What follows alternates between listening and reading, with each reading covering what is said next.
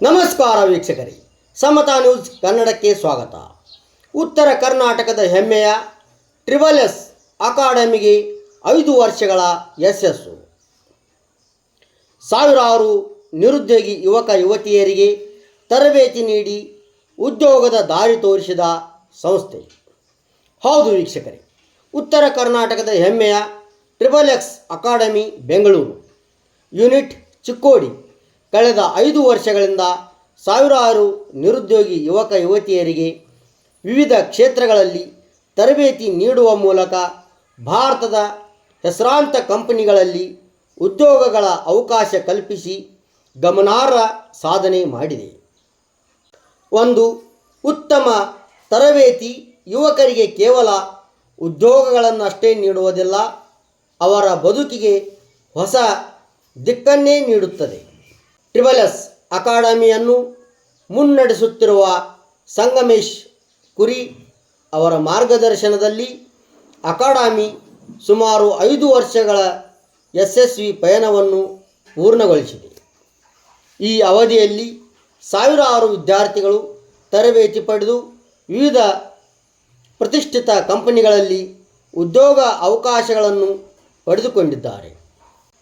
ಸುಮಾರು 5 ವರ್ಷಗಳ ಯಶಸ್ವಿ ಪಯಣದ ಅಂಗವಾಗಿ ಆಯೋಜಿಸಿದ್ದ ಕಾರ್ಯಕ್ರಮದಲ್ಲಿ ಅಕಾಡೆಮಿಯಲ್ಲಿ ತರಬೇತಿ ಪಡೆದು ಉದ್ಯೋಗ ಪಡೆದಿರುವ ವಿದ್ಯಾರ್ಥಿಗಳು ತಮ್ಮ ಪಾಲಕರೊಂದಿಗೆ ಭಾಗವಹಿಸಿ ತಮ್ಮ ಅನುಭವವನ್ನು ಹಂಚಿಕೊಂಡರು.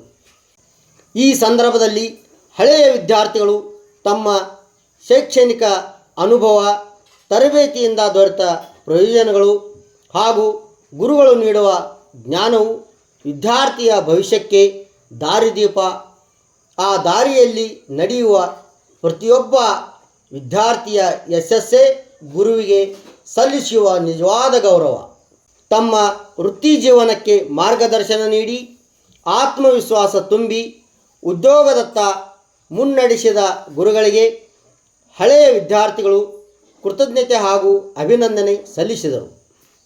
ಈ ಕಾರ್ಯಕ್ರಮದಲ್ಲಿ ಮಾತನಾಡಿದ ವಿದ್ಯಾರ್ಥಿಗಳು, ಟ್ರಿಬಲ್-ಎಸ್ ಅಕಾಡೆಮಿಯಲ್ಲಿ ಪಡೆದಿರುವ ತರಬೇತಿಯು ತಮ್ಮ ಜೀವನದಲ್ಲಿ ಮಹತ್ವದ ಬದಲಾವಣೆಯನ್ನು ತಂದಿದೆ ಎಂದು ಸಂತಸ ವ್ಯಕ್ತಪಡಿಸಿದರು.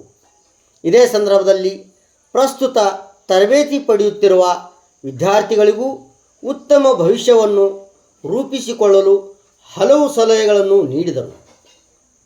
ನಿರುದ್ಯೋಗ ಎನ್ನುವುದು ಅಂತ್ಯವಲ್ಲ, ಸರಿಯಾದ ಕೌಶಲ್ಯ ಮತ್ತು ಸೂಕ್ತ ಮಾರ್ಗದರ್ಶನ ದೊರೆತರೆ ಅದೇ ಯುವಶಕ್ತಿಯ ಯಶಸ್ಸಿನ ಆರಂಭ.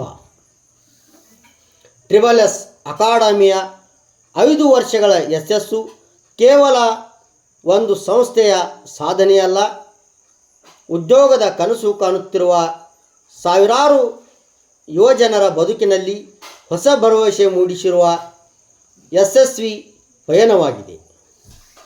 ಯುವಕರಿಗೆ ಅಗತ್ಯವಾದ ಕೌಶಲ್ಯ ತರಬೇತಿ, ಸೂಕ್ತ ಮಾರ್ಗದರ್ಶನ ಹಾಗೂ ಉದ್ಯೋಗ ಅವಕಾಶಗಳನ್ನು ಕಲ್ಪಿಸುವ ಮೂಲಕ ಟ್ರಿಬಲ್-ಎಸ್ ಅಕಾಡೆಮಿ ಮುಂದಿನ ದಿನಗಳಲ್ಲಿಯೂ ಇನ್ನಷ್ಟು ಯುವಜನರ ಭವಿಷ್ಯ ರೂಪಿಸುವಲ್ಲಿ ಮಹತ್ವದ ಪಾತ್ರ ವಹಿಸಲಿ ಎಂಬ ಆಶಯ ವ್ಯಕ್ತವಾಗಿದೆ ಅಂತ ಹೇಳ್ತಾ, ಮುಂದಿನ ಸುದ್ದಿಯೊಂದಿಗೆ ಮತ್ತೆ ಭೇಟಿಯಾಗೋಣ.